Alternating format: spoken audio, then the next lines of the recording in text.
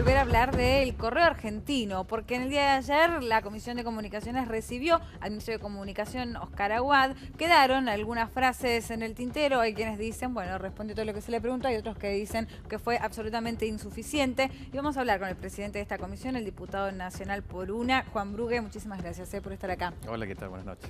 Bueno, ¿fue suficiente o fue insuficiente la explicación que dio ayer el ministro?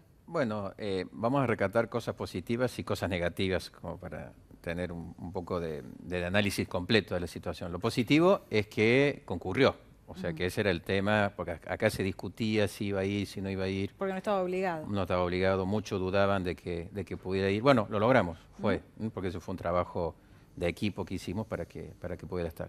Segundo, y fue sin ninguna condición, o sea, acá no puso ninguna condición previa, sino de estar presente y la regla lógica de cualquier reunión. Aunque quería irse un poco antes porque tenía algún compromiso, pero en lo hecho se quedó 4 horas. La idea era que se quería quedar 2 horas y media, pero se quedó 4 horas. Eso es la parte positiva. La otra parte positiva también es que había casi 60 diputados nacionales en una semana en donde no había sesión parlamentaria, con lo cual da a las luces la importancia de la temática. No es una temática menor, o sea que es una temática que hoy sigue teniendo vigencia. Y la parte negativa es que sí, quedó como un gusto a poco. Cuando uno dice, bueno, voy a ver una película o voy a escuchar a una conferencia, sí. El gusto a poco fue el que quedó, porque obviamente el ministro se mantuvo en su posición que ya la había manifestado mediáticamente, dio algunos datos documentales de lo que es el proceso judicial, concretamente del concurso preventivo de Correo Argentino S.A., fue acompañada por el abogado que suscribió el acuerdo, al cual más de una vez hizo una referencia para que diera alguna aclaración, y la novedad que trajo, que lo que ya sabían todos los medios, es que un juicio que le había iniciado Correo Argentino el año pasado al Estado Nacional, por el hecho de descuidarse, no moverlo al proceso, se le había interpuesto el Estado una caducidad de instancia, una perención de instancia, que para que no entiendan lo que nos están escuchando, significa de que si un juicio está paralizado y el actor no lo movió durante 6 meses, sí. La otra parte puede pedir que el juicio se cierre y se archive. Se cierre y se archive. Eso fue lo que pidió el Estado. Vamos a ver si el tribunal, que es una cámara contenciosa, resuelve en ese sentido.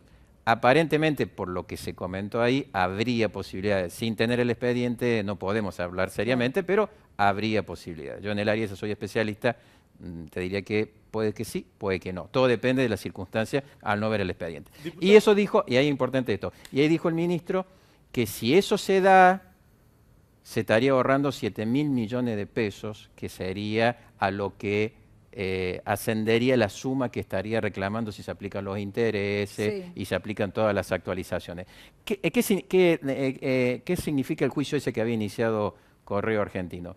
Es por los bienes que cuando se produce la reestatización de Correo Argentino no le fueron indemnizados o pagados, que según ellos dicen tienen derecho a ser indemnizados y pagados. Ese es el planteo novedoso en la instancia, lo que quedó, digamos, pasando el tamiz de las preguntas que le hicieron de lo nuevo. El resto fue más de lo mismo, dijo de que él es el responsable único de haber tomado la decisión esta, que no consultó técnicamente a ningún organismo técnico previo a aceptar el acuerdo, que él dio instrucciones por escrito al abogado para que decidiera la situación y que no se había comunicado nunca con el presidente Macri por este tema, ni había recibido instrucciones de él. Pero dijo que era muy probable que lo supiera, y sí, eso sí, es un detalle no menor. Y ahí viene el agregado. Y él dice, Marcos Peña, el jefe de gabinete ministro, yo le comenté el tema y indudablemente que el presidente conocía de la existencia de esto. Eso fue lo que manifestó, ¿no? De alguna manera esa frase que algunos tomaron como pequeña, pero que algunos diputados de la oposición salieron casi embanderados con esa frase que había dicho el ministro.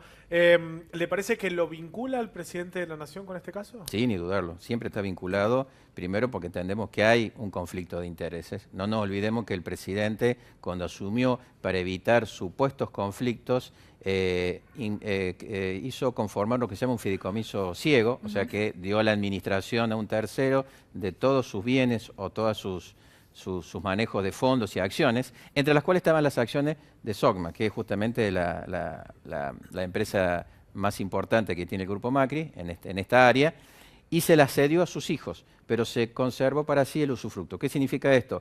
Que todos los beneficios que dé esas acciones van al patrimonio del presidente. ¿Está confirmado entonces que el presidente tiene el usufructo de las acciones? El usufructo de las acciones sí lo declaró, está declarado está en sus Es declaraciones. decir, que él era parte interesada en la negociación que se haga respecto del Correo Argentino. A ver, si el Correo Argentino resuelve su situación de concurso preventivo, o sea, si el Estado acepta que se pague la deuda de alguna forma, ¿no es cierto? Que se acepte y no se pide la quiebra, ahí está el punto fundamental, y no se pide la quiebra, sí efectivamente hay un beneficio indirecto. ¿Por qué? Porque si se pide la quiebra, ¿qué dice la ley? Si se pide la quiebra, se hace extensiva la responsabilidad a los directores de la sociedad. O sea que tienen que cubrir con su bolsillo. Y si se hace extensiva la responsabilidad a los directores de la sociedad, se hace extensiva a las sociedades que están controlantes, que es el paquete accionario integrado por Sorma y Sideco, que son de la familia Macri. O sea que si le salvamos la deuda, para hablar así directamente en criollo, si le salvamos la deuda a Correo Argentino, estamos evitando de que las otras empresas tengan que poner plata para cubrir esa deuda. Estamos ahorrándole dinero al presidente. Digamos Traduciéndolo directamente, de una sí. manera directa. Sí, Pero hay quienes efectivamente, habría un dicen que si beneficio. se dictamina la quiebra, en realidad lo que se hace es favorecer que se declaren insolventes.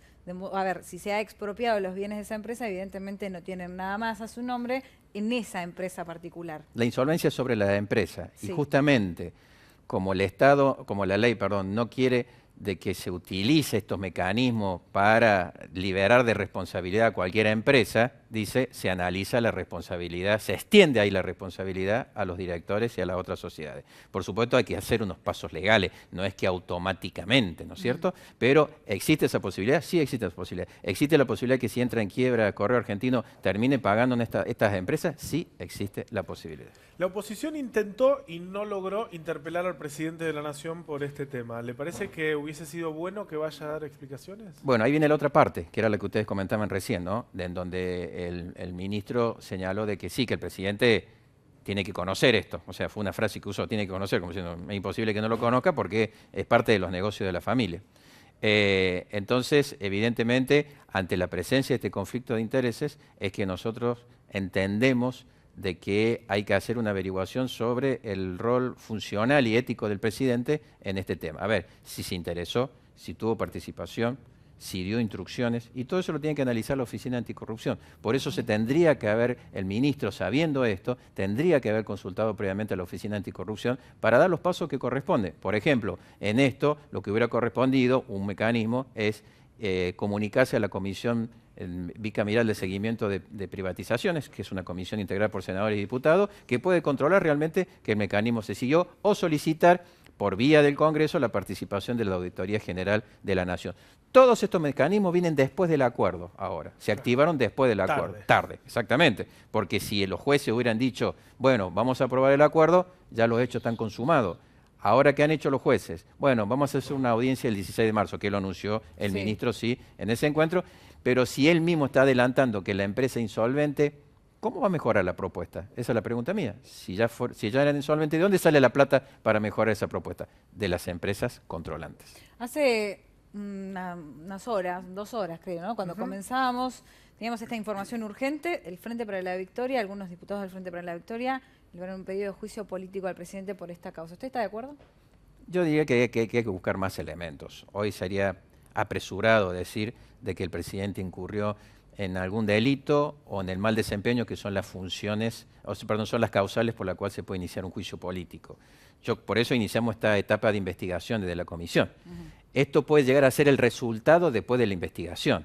Yo diría que es muy apresurado hacer un planteo de esta característica, porque tenemos que escuchar justamente a la encargada de la Oficina Anticorrupción, que es la que nos va a decir sinceramente si hay algún elemento o no, o qué elemento tomó en pauta. Pero son los responsables, son los funcionarios. O sea, dudemos o no de ellos, pero son los funcionarios a los cuales hay que preguntarle. Sí. A la Sindicatura General de la Nación también hay que averiguar qué es lo que hizo. Entonces, con estas averiguaciones, nosotros ahí podemos llegar a la conclusión de activar los mecanismos de responsabilidad. Ojo, no la responsabilidad solamente política del presidente. hay responsabilidad también económica y responsabilidades penales. De hecho, hay una investigación penal Sí. ya en marcha y puede haber responsabilidad económica porque si se demuestra de que con este acuerdo se afectó los intereses del Estado y por lo tanto dejó de cobrar lo que tendría que cobrar el Estado Nacional, los funcionarios actuantes en todo ese proceso son responsables con su patrimonio. ¿Y usted en ese caso cree que el bloque UNA estaría dispuesto a encaminarse por este lado si se demuestra esto? Y sería una de las posibilidades, sí, por supuesto, lógico. Si nosotros se demuestra todo esto de que ha habido una alta responsabilidad de la presidencia y de los ministros, obviamente que un mecanismo es pedir el juicio político. Una última. ¿Puede quedar en abstracto esto, como también se decía ayer? Digamos, si no se ha cometido el delito porque se dio marcha atrás, foja cero, ¿no hay delito para juzgar? Eso lo tendría que decir el fiscal y los jueces. Eso ya no es competencia nuestra como diputados nacionales. Yo te puedo opinar como abogado que no soy penalista, soy constitucionalista. Habría que ver cuál es, si existió el dolo o no, que es lo que siempre en el ámbito penal se determina. O sea, si hubo intención clara de beneficiarse y si hubo intención clara de perjudicar. Pero eso lo va a demostrar la justicia a través de la justicia penal, ¿no? Diputado, muchísimas gracias. No, gracias a ustedes. Muy bien, repasamos el clima rapidito, a ver cómo va a continuar la temperatura después de las lluvias que han pasado por la ciudad de Buenos Aires, que ha llovido mucho, que se ha modificado. Pará, se ha escúchame. modificado la previsión. Hace una hora No me dije llore, que no se me mañana no enoje. llovía. Ahora decís que el jueves llueve. Bueno, no se me enoje. Dale. Esto, como decía Tuzam en aquel momento, ¿Puede puede fallar, dice. Es el febrero más mojado de la historia de la humanidad. Y así estaba la cosa. Para mañana jueves parece que la previsión de lluvia se mantiene, mínima de 24, máxima de 32.